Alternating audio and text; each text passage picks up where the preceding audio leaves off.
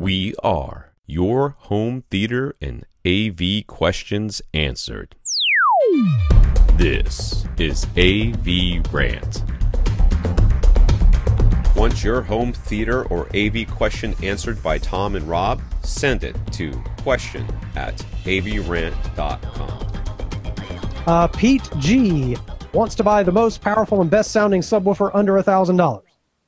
Between Klipsch, Velodyne, SVS, Sunfire, Def Tech, and Bic, which is the best? Oh man, that's a tough one. Which is the best? He says he'd like to lean towards Sunfire, but he isn't sure why. It's those pretty full page ads in the fancy audio magazines. Sexy. Yeah. Well, they're smaller. Yeah. They're physically smaller because they went for the lots of amplifier power, a whole bunch of passive radiators, small box, which is, you know, I mean, the DefTech Super Cubes are similar. The Golden Ear Super Subs are similar. It's that type of idea.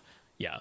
I mean, and what's best also depends on, again, spouse acceptance factor and where things are going to fit. How much space are you filling up with the sound, etc. And he has taken into consideration, he's balancing this with the rest of his speakers, so it's not just the sub. I always say it's not the sub, it's that's the best sounding speaker system.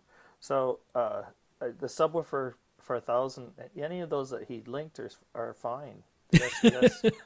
Yeah, I mean it's really, none are bad. The real answer is we can't point to one and say this is the single best subwoofer under $1,000 because there are other variables at play. There's other considerations. Despite how much you hear about SVS, they can't just tell you one brand. No. So I mean, I can give you a list of subwoofers that are at or under $1,000 that do various things really well. So I'll try to run through that quickly. So again, HSU is going to come up again. That VTF-3 Mk5 HP is definitely under $1,000. It's pretty hard to beat that in terms of value for a sub that can play low and loud. However, fill up it's a big place. Physically very, very big, and sometimes that's not what someone wants. The VTF-15H, depending on sale price, right now it's on sale and it's ever so slightly under $1,000 after the shipping, but at its normal price when it's not on sale it's ever so slightly over $1,000, so that's borderline. But aside from HSU, there's of course Power Sound Audio. They have their 15V.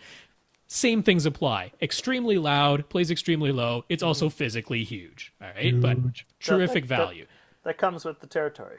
Yeah. Now, if you want something that has a nice small footprint, SVS does come up. That PC-2000, the cylinder, you know, it's tall, it's round, it looks a bit like a big black water heater, but it doesn't take up a lot of floor space, right? It's well under $1,000. So if the form factor is more important, then maybe that's going to be your choice. Yeah, it's pushing 3 feet high, but it's a skinny tall. But it's, 16 inches diameter. Right. Which is a lot smaller than the HSU or the Power Sound Audios that I just mentioned in footprint. Now, maybe all of those are too big. Maybe you don't want tall or a big footprint. That means you're going to start looking at sealed subs. I'm going to go back to HSU again. Their ULS 15 Mark II. Nice sealed 15-inch sub under $1,000. Really, really good. Power Sound Audio again. Their 15S. S standing for sealed. I mean, those two companies are kind of neck and neck. They keep sort of pushing each other to ever lower price points, which is great for consumers. And that's 1.5 feet in every direction. Yeah. So, that's a nice size. Clearly smaller than the others.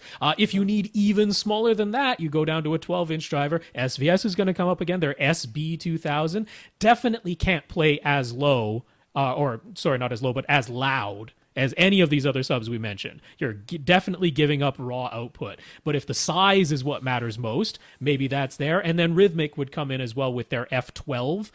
Sort of plays in the same ballpark as SVS's SB2000, in terms of size and loudness and extension and all of that. So those are sort of mine. It's funny because out of that, his original list, only SVS came up there. I'm introducing HSU and Power Sound Audio, but I genuinely think those two companies are offering some of the highest value in terms of just raw output and extension at the cost of gigantic box size. Yeah.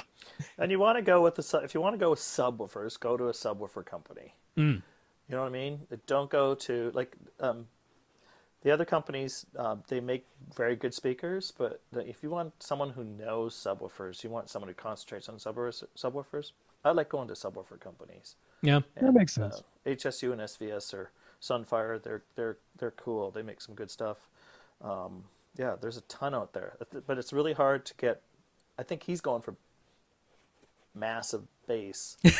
But under He said most powerful and best sounding, so I don't know if he cares about the size. But under $1,000. Yeah. So you're limited to. Yeah, if you're going something that's kind of reasonable, I would probably point you to that HSU ULS 15, that sealed 15, because it's not so big that it's completely unwieldy, but in my opinion, you're beating the really small, lots of passive radiator ones, because those tend to just be like boomy things that make a lot of noise. But They sound floppy, sure. Blah, blah, blah, blah, blah. You can hear that, and they tend to bottom out a little quicker unless they're really well engineered. Yeah. Right. So there you go. Yeah, a lot to think about there.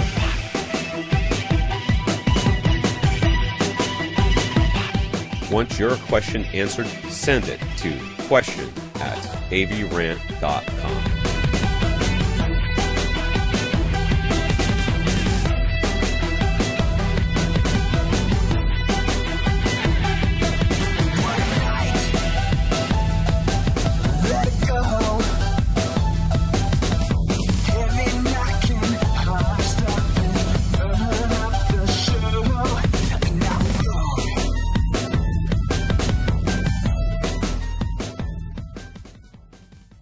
This is AVRant.